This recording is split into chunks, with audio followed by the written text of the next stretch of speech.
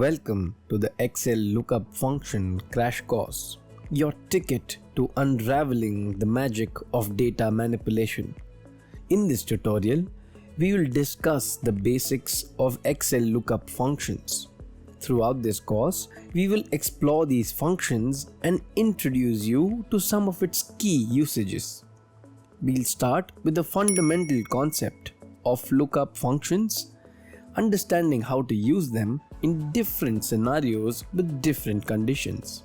As we progress, we will engage in a practical discussion centered around lookup function for ultimate flexibility.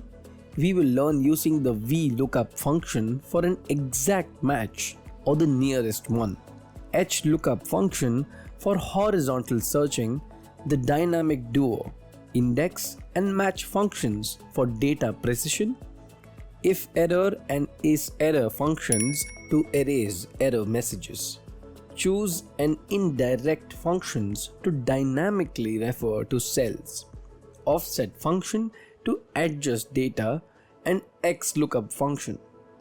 Through this basic course, our aim is to help you upgrade your Excel skills today with a lookup function where data meets its match. Don't miss out.